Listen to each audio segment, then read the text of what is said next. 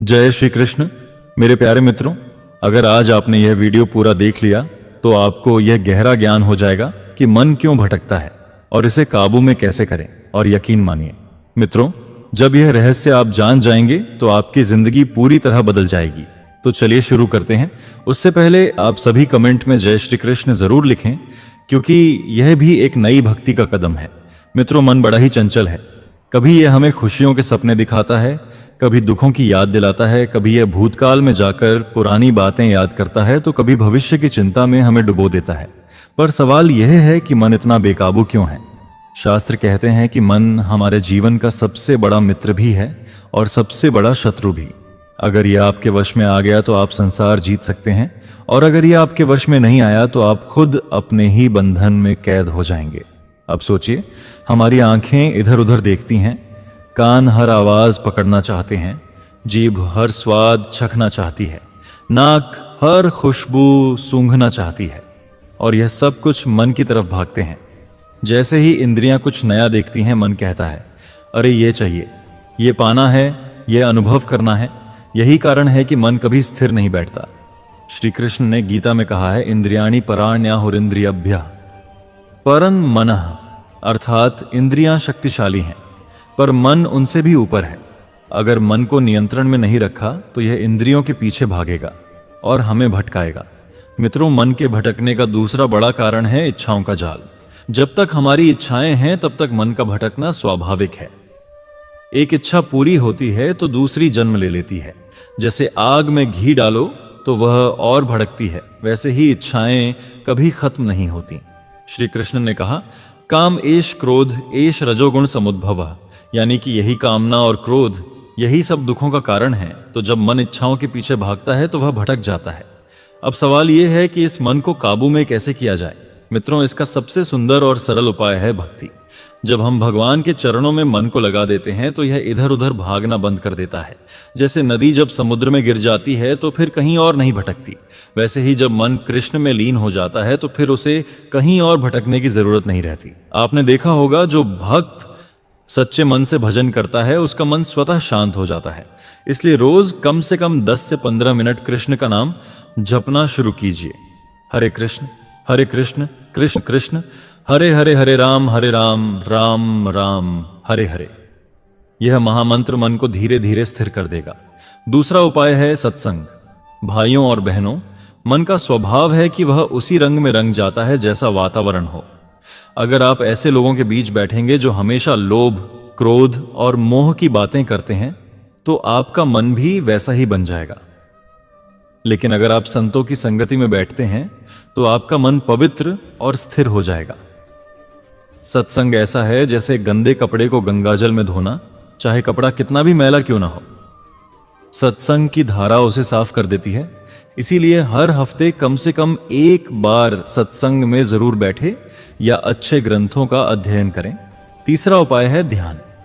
ध्यान वह साधना है जिसमें हम मन को एक बिंदु पर केंद्रित करना सीखते हैं। जब हम रोज 10 से 15 मिनट आंखें बंद करके गहरी सांस लेकर भगवान के स्वरूप की कल्पना करते हैं तो मन धीरे धीरे शांत हो जाता है। शुरू में मन बहुत भटकेगा, लेकिन धैर्य रखिए, यह मन की आदत है। जैसे घोड़ा शुरू में काबू में नहीं आता, लेकिन धीरे धीरे लगाम डालने से वह सवारी के योग्य बन जाता है, वैसे ही मन भी अभ्यास से नियंत्रण में आता है। श्री कृष्ण ने गीता में कहा है, अभ्यासे तु कौन्तेय वैराग्येण च गृह्यते, यानी कि अभ्यास और वैराग्य से ही मन को जीता जा सकता है। अभ्यास का मतलब है बार बार भगवान का स्मरण करना, और वैराग्य का मतलब है अनावश्यक इच्छाओं से दूरी बनाना। चौथा उपाय है सेवा। जब हम अपने जीवन को दूसरों की सेवा में लगाते हैं तो मन स्वतः स्थिर हो जाता है। सेवा में बड़ा आनंद है। जब आप किसी भूखे को भोजन कराते हैं, किसी दुखी को सांत्वना देते हैं, किसी का काम आसान बनाते हैं, तो मन को एक गहरी शांति मिलती है, और यह शांति भटकते मन को स्थिर कर देती है। पांचवा उपाय है स्मरण। स्मरण का अर्थ है हर परिस्थिति में भगवान को याद करना, चाहे सुख हो या दुख, हर समय भगवान का नाम मन ही मन लेना। जब मन बार बार भगवान के नाम में डूबता है तो धीरे धीरे उसकी भटकन रुक जाती है। मित्रों, मन को काबू करना आसान काम नहीं है, यह जीवन भर की साधना है।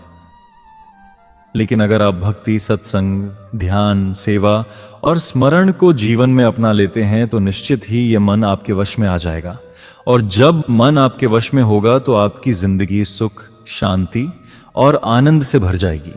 मित्रों, जब हम मन को काबू में करने की बात करते हैं तो यह केवल साधना या भक्ति की बात नहीं है, यह हमारी पूरी जीवन शैली से जुड़ा हुआ विषय है। मन जिस प्रकार के विचार और वातावरण में रहता है वैसा ही बन जाता है। अगर आप हमेशा नकारात्मक बातों को सुनते और देखते रहेंगे तो मन की प्रवृत्ति भी नकारात्मक हो जाएगी। लेकिन अगर आप सकारात्मक, प्रेरणादायक और आध्यात्मिक वातावरण में रहेंगे तो मन स्वतः स्थिर और शुद्ध बनेगा। इसलिए पहला कदम है अपने वातावरण को पवित्र बनाना। घर में सुबह सुबह भजन, कीर्तन या गीता के श्लोक का पाठ होना चाहिए। जिस घर में सुबह भगवान का नाम गूंजता है उस घर का वातावरण स्वतः दिव्य और शांतिपूर्ण हो जाता है। दूसरा कदम है अपने विचारों को शुद्ध करना। जैसे हम रोज शरीर की सफाई करते हैं वैसे ही विचारों की सफाई भी जरूरी है। अगर नकारात्मक विचार आए तो तुरंत भगवान का नाम लें या कोई सकारात्मक वाक्य बोलें, जैसे सब अच्छा होगा या भगवान मेरे साथ है। धीरे धीरे यह अभ्यास मन को मजबूत और स्थिर बना देता है। तीसरा कदम है भोजन की शुद्धता। मित्रों, भोजन का मन पर बहुत गहरा प्रभाव पड़ता है। अगर हम राजसिक और तामसिक भोजन यानी बहुत मसालेदार, मांसाहारी या नशे से भरे पदार्थ खाते हैं तो मन कभी शांत नहीं रह सकता। लेकिन अगर हम सात्विक भोजन करें, जैसे दूध, फल, सब्जियां, अनाज, प्रसाद आदि, तो मन स्वतः स्थिर हो जाएगा। श्री कृष्ण ने गीता में कहा है कि आहार भी साधना का हिस्सा है। इसलिए भोजन को केवल पेट भरने के लिए मत खाइए, बल्कि भगवान का प्रसाद मानकर ग्रहण कीजिए। चौथा कदम है दिनचर्या। अनुशासन के बिना मन को जीतना असंभव है। अगर आप दिन भर अनियमित रहेंगे, कभी देर से सोएंगे, कभी देर से उठेंगे, कभी अनावश्यक मोबाइल और टीवी में समय बर्बाद करेंगे, तो मन को नियंत्रित करना मुश्किल होगा। लेकिन अगर आप एक नियमित दिनचर्या अपनाते हैं, समय पर सोना, समय पर उठना, प्रातः ध्यान करना, थोड़ा योग करना, तो मन धीरे धीरे काबू में आना शुरू हो जाएगा। पांचवा कदम है संगति। जैसा संग वैसा रंग, यह कहावत यूं ही नहीं बनी। अगर आप लोभी, क्रोधी और नकारात्मक लोगों के बीच रहेंगे तो मन भी वैसा ही बन जाएगा। लेकिन अगर आप सज्जनों और संतों की संगति में रहेंगे तो मन पर भी वही प्रभाव पड़ेगा। संत महात्मा कहते हैं कि मनुष्य वही बनता है जिसके साथ बैठता है। इसलिए सज्जनों की संगति को जीवन का अनिवार्य हिस्सा बनाइए।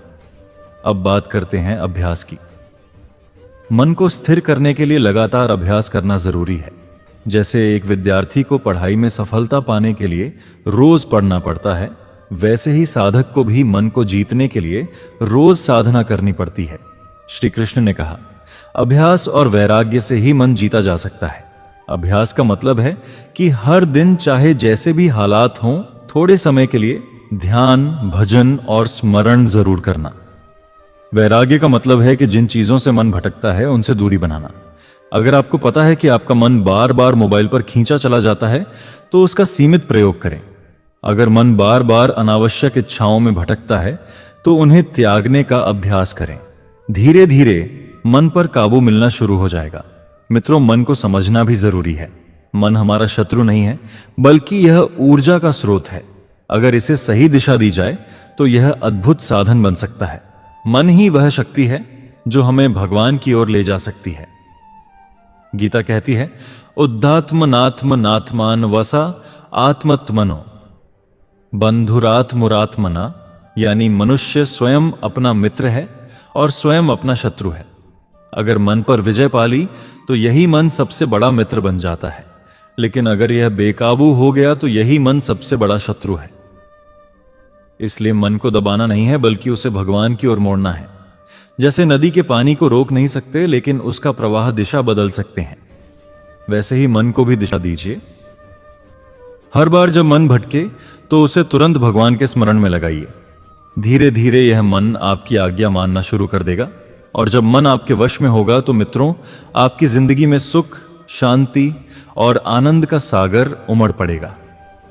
मित्रों, मन को जीतने के मार्ग में सबसे बड़ी बाधा है आलस्य और प्रमाद। आलस्य का मतलब है काम को टालना और प्रमाद का अर्थ है आवश्यक काम में लापरवाही करना।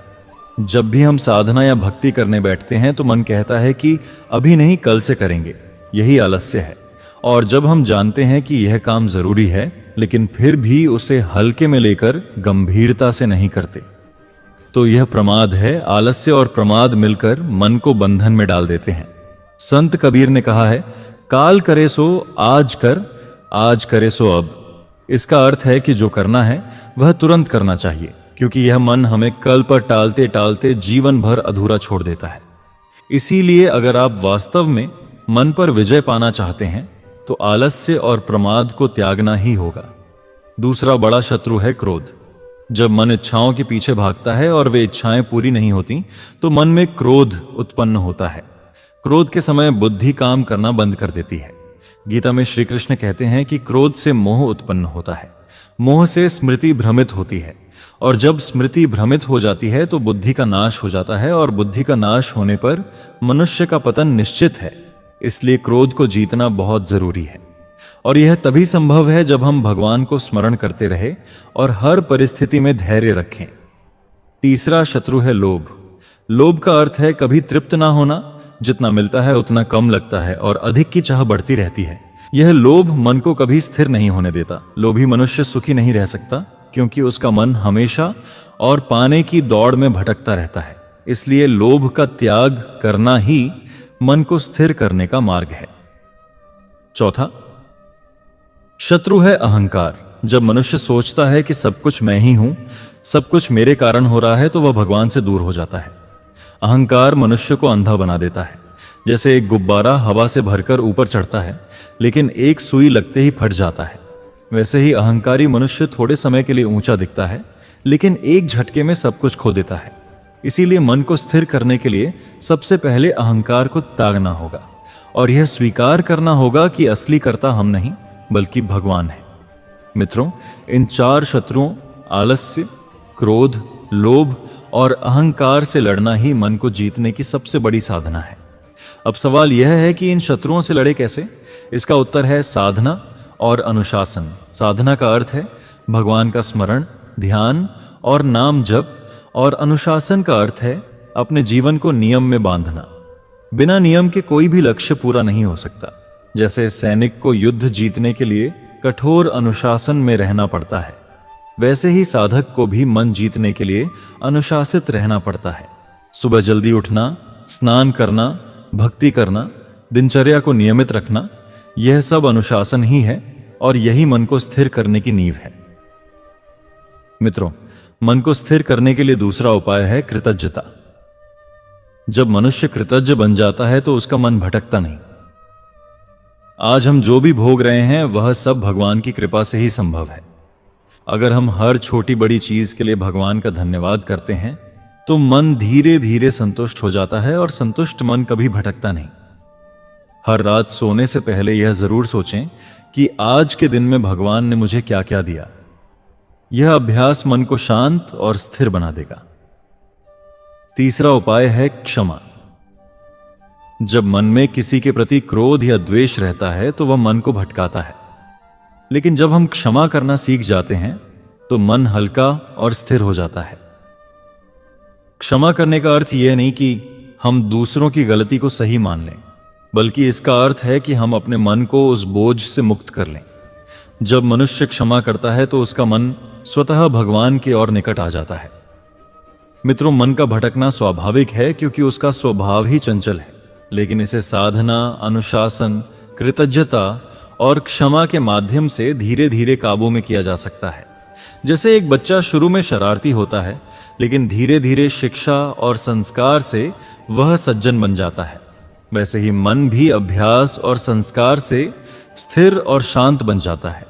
इसलिए धैर्य रखिए, अभ्यास करते रहिए और भगवान पर भरोसा रखिए।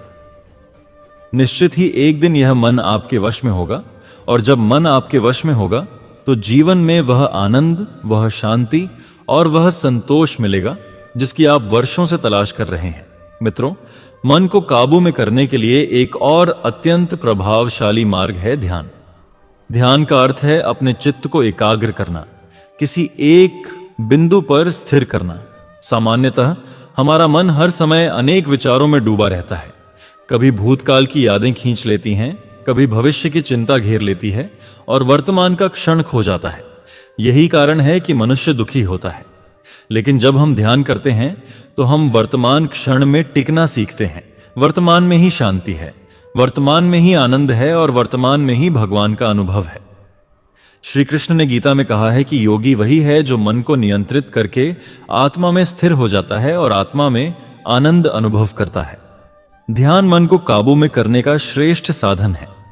आरंभ में ध्यान कठिन लगता है क्योंकि मन बार बार भटकता है। आप 5 मिनट भी बैठे तो सैकड़ों विचार आने लगते हैं। लेकिन यही अभ्यास है। जैसे बच्चा पहली बार चलना सीखता है तो बार बार गिरता है, पर गिरने के बाद उठता है और अंततः चलने लगता है। वैसे ही ध्यान में भी मन बार बार भटकेगा, लेकिन हमें धैर्य पूर्वक उसे वापस लाना है। धीरे धीरे यही मन स्थिर होने लगेगा। ध्यान का सबसे सरल उपाय है भगवान के नाम का जप करना। जब हम नाम जप करते हैं तो मन को एक बिंदु मिलता है। आप हरे कृष्ण कृष्ण कृष्ण हरे हरे, हरे राम राम राम हरे हरे का जप करें तो मन की चंचलता धीरे धीरे समाप्त होने लगती है। नाम में अपार शक्ति है, नाम ही भगवान है। जब हम नाम का स्मरण करते हैं तो भगवान हमारे हृदय में प्रकट होने लगते हैं और मन शांत हो जाता है। दूसरा उपाय है श्वास पर ध्यान करना। जब आप अपनी श्वास को ध्यान से देखते हैं तो मन स्वतः स्थिर हो जाता है। श्वास का आना जाना इतना सरल लेकिन गहरा साधन है कि इसमें टिकते ही विचारों का शोर कम होने लगता है और भीतर एक अद्भुत शांति उतरने लगती है। मित्रों, ध्यान केवल बैठकर आंखें बंद करने का नाम नहीं है। ध्यान का अर्थ है हर काम को ध्यानपूर्वक करना। आप भोजन कर रहे हैं तो भोजन पर ध्यान दें, जल पी रहे हैं तो उस जल पर ध्यान दें, चल रहे हैं तो कदमों पर ध्यान दें। जब हम हर कार्य को सजग होकर करते हैं तो वही ध्यान बन जाता है और धीरे धीरे मन भटकना बंद कर देता है। अब प्रश्न उठता है कि ध्यान करने का सही समय क्या है। शास्त्र कहते हैं कि ब्रह्म मुहूर्त यानी सूर्योदय से लगभग 2.5 घंटे पहले ध्यान के लिए सर्वोत्तम समय है, क्योंकि उस समय वातावरण शांत होता है और मन भी अपेक्षाकृत स्थिर रहता है। लेकिन यदि ब्रह्म मुहूर्त में संभव ना हो तो दिन में किसी भी समय नियमित रूप से बैठे। नियमितता ही सबसे बड़ा नियम है। यदि आप रोज एक ही समय पर ध्यान करेंगे तो मन धीरे धीरे उस समय अपने आप स्थिर होने लगेगा। मित्रों, मन को काबू में करना कोई एक दिन का कार्य नहीं है। यह धीरे धीरे अभ्यास से ही संभव है। श्री कृष्ण ने कहा है कि अभ्यास और वैराग्य से मन को वश में किया जा सकता है। अभ्यास का अर्थ है निरंतर साधना और वैराग्य का अर्थ है विषयों से मन को हटाना। ध्यान ही ऐसा साधन है जो अभ्यास और वैराग्य दोनों को जोड़ देता है। अभ्यास है नियमित बैठना और ध्यान करना। वैराग्य है उन विचारों से हट जाना जो मन को भटकाते हैं। जब हम ध्यान को जीवन का हिस्सा बना लेते हैं तो मन शांति के मार्ग पर बढ़ने लगता है। ध्यान से मन की गहराई में छिपी शक्ति जागती है और वह शक्ति हमें जीवन की हर कठिनाई से पार करा देती है। मित्रों, ध्यान केवल मन को स्थिर करने के लिए नहीं है। ध्यान आत्मा को पहचानने का मार्ग है। जब मन शांत होता है तब आत्मा का प्रकाश प्रकट होता है। वही प्रकाश हमें दिखाता है कि हम केवल शरीर और मन नहीं हैं, बल्कि शाश्वत आत्मा है। और जब यह अनुभव हो जाता है तो मन स्वतः ही भगवान की ओर खींचने लगता है। तब मन का भटकना रुक जाता है और जीवन में अमर आनंद और शांति का अनुभव होने लगता है। मित्रों, मन को काबू में करने का एक और अत्यंत महत्वपूर्ण उपाय है संगति का चयन। जैसा संग होगा वैसा ही रंग चढ़ेगा।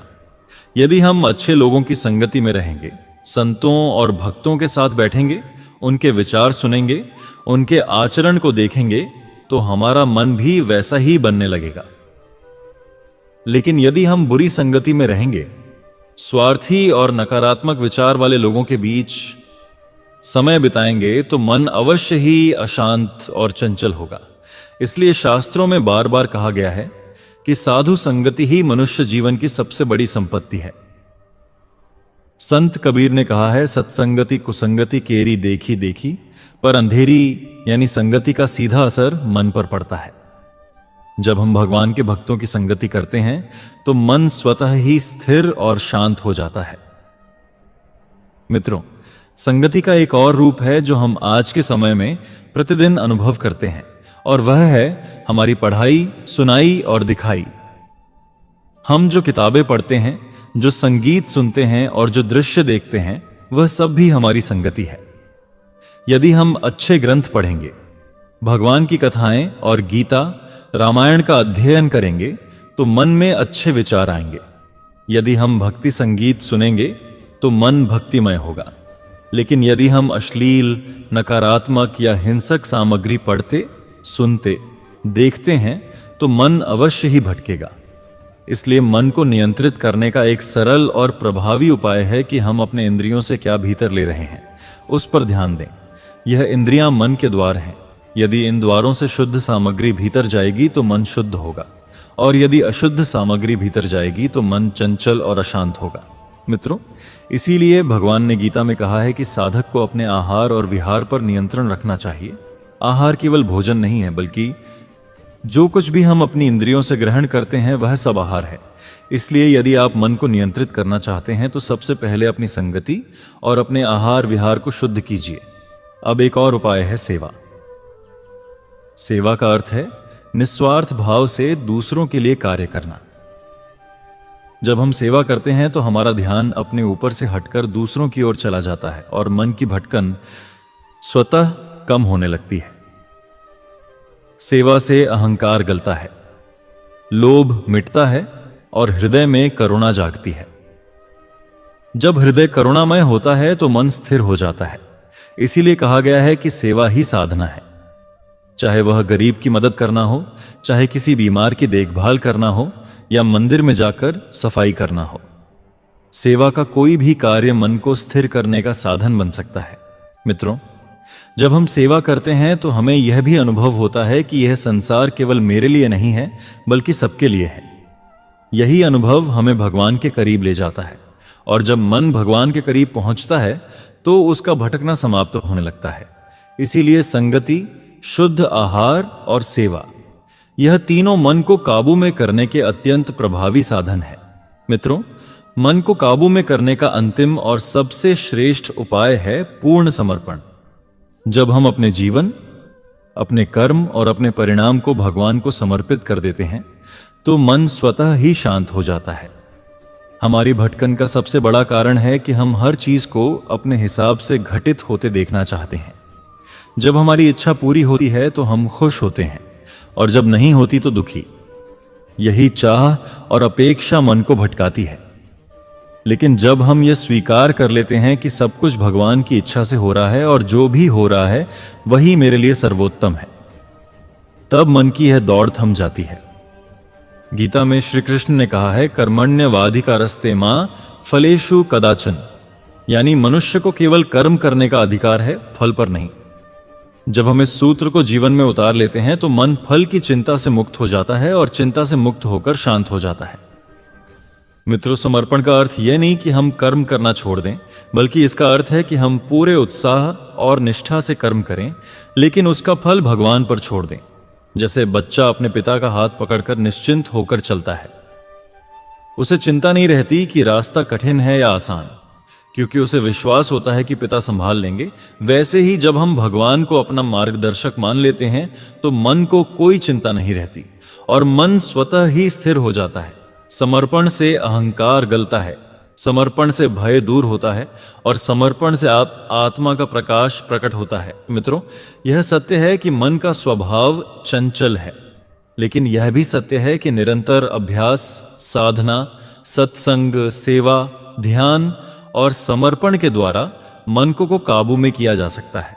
मन को जीतना कठिन है, लेकिन असंभव नहीं।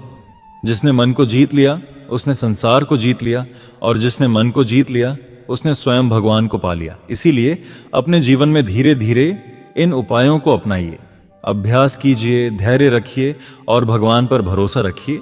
समय लगेगा, लेकिन एक दिन निश्चित ही यह मन आपके वश में होगा और जब मन आपके वश में होगा तब जीवन में सच्चा आनंद, शांति और संतोष मिलेगा।